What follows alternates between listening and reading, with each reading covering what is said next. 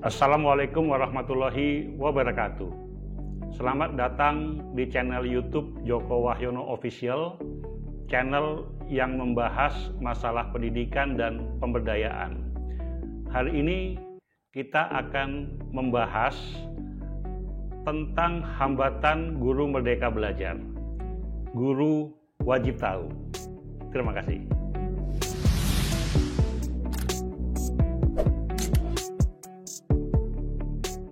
Bapak Ibu, apa kabar? Semoga Bapak Ibu dalam keadaan sehat walafiat dan terus bersemangat untuk meningkatkan ilmu dan kapasitas Bapak Ibu sebagai seorang pendidik. Bahasan kita hari ini adalah masih tentang merdeka belajar dan guru penggerak.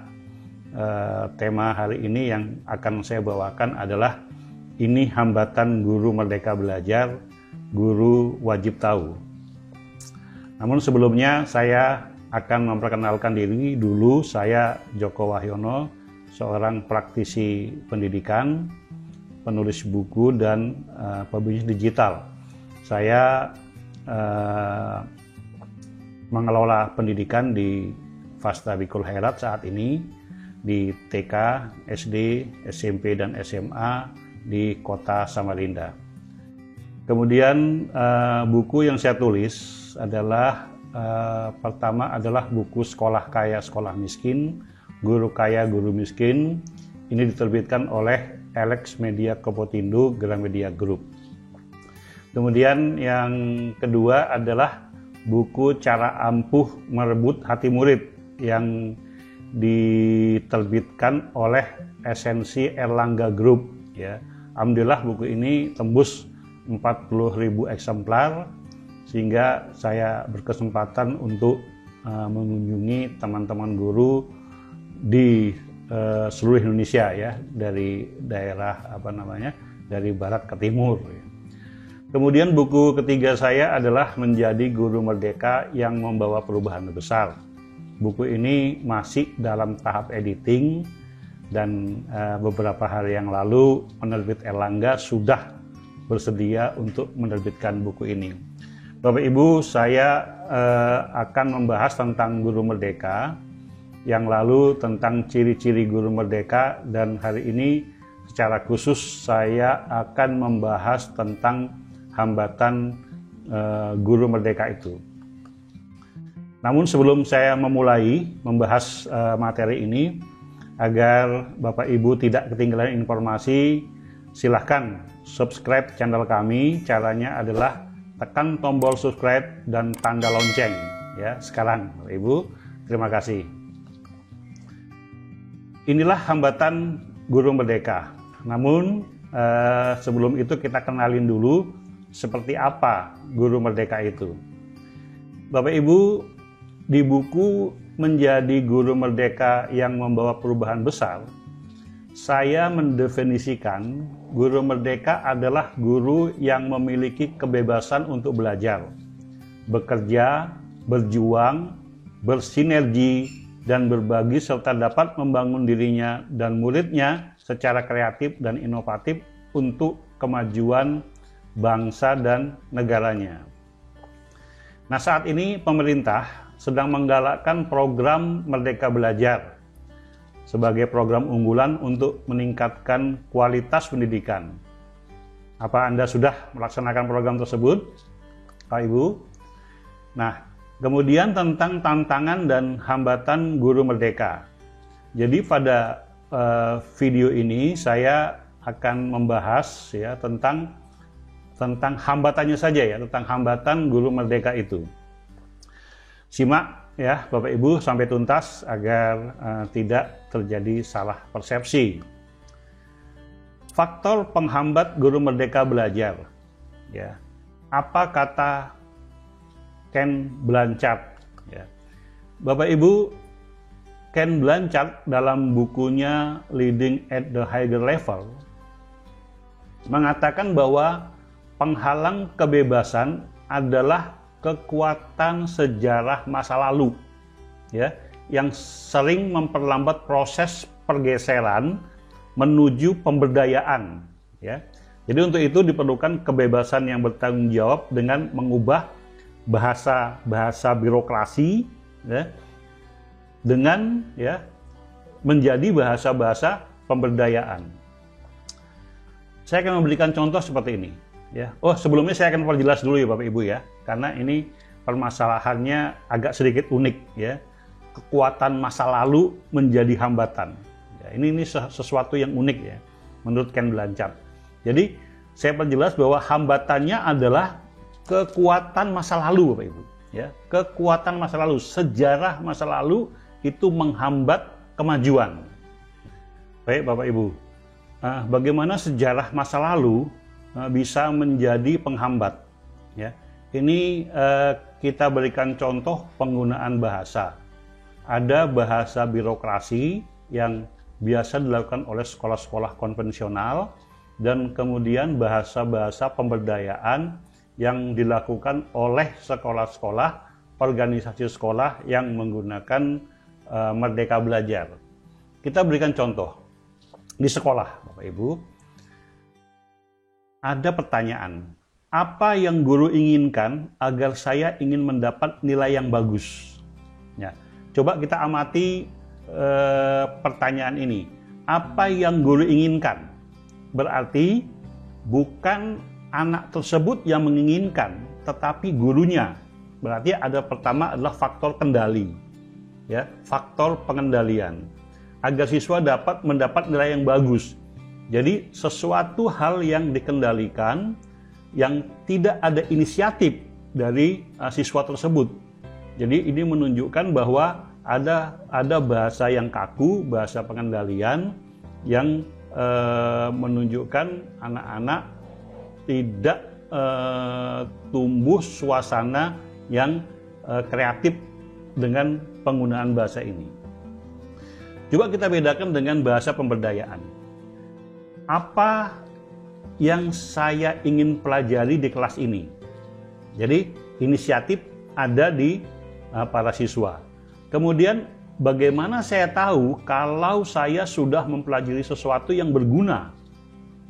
Jadi ambaknya ya, apa manfaatnya bagiku, ini akan terasa. Disinilah letaknya bahasa-bahasa yang menimbulkan inisiatif, kreatif, dan kemandirian. Ya, nah di sini yang penggunaan bahasa yang diperlukan. Kemudian kita coba di kantor, ya, ada pertanyaan, apa yang pimpinan saya ingin lakukan? Jadi bukan dia ingin melakukan sesuatu, tapi apa yang pimpinan saya ingin lakukan. Jadi bekerja hanya berdasarkan perintah. Ya, sekali lagi di sini muncul ketergantungan, ya, ketidakmandirian, ya, dan tidak munculnya inisiatif di sini. Kemudian bahasa pemberdayaan, ya, apa yang harus saya lakukan untuk membantu perusahaan atau lembaga saya mencapai kesuksesan. Ya, di sini ada ruang-ruang kreatif, ada ruang inisiatif, ada ruang memberikan kontribusi yang ditimbulkan oleh satu pertanyaan ini. Ya, jadi Bapak Ibu, sekolah yang konvensional selalu menunggu perintah, sedangkan sekolah yang menggunakan organisasi media Merdeka Belajar, dia menimbulkan guru-guru yang inovatif, yang kreatif, dan kemudian yang mandiri. Ya, kita berikan contoh lagi Bapak Ibu. Nah, bahasa birokrasi mewakili sejarah masa lalu yang menghambat kebebasan untuk berpikir dan bertindak. Bahasa-bahasa ketergantungan membutuhkan instruksi dan pengarahan akan muncul seperti ini. Jadi kalau ada perintah dari atasan, pasti pertanyaannya bagaimana pedoman kerjanya, bagaimana arahan dari pimpinan, apa juknisnya, apa juklaknya, dan seterusnya. Ya, jadi tidak ada inisiatif di sini. Ya, jadi kemudian untuk bahasa pemberdayaan, coba kita perhatikan lagi.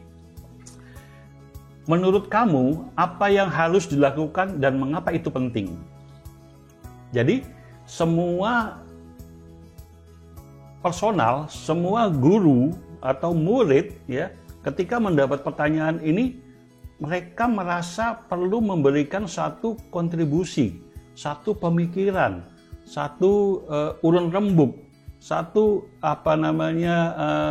ide-ide segar ya, yang perlu dimunculkan ya. Karena apa? Karena dia merasa sesuatu itu penting. Dia ditanyakan tentang apa itu pentingnya bagimu ya. Kemudian berikutnya adalah, menurut Anda apa sasaran yang sesuai untuk Anda? Nah, jadi sasaran-sasaran yang sudah dijadikan visi bersama itu juga perlu ditanyakan kepada personil, pada para guru ya, apa yang sesuai dengan Anda. Jadi dengan cara apa Anda bisa menjalankan visi ini ya, sehingga semuanya tidak seragam, tidak satu padu harus melakukan seperti itu.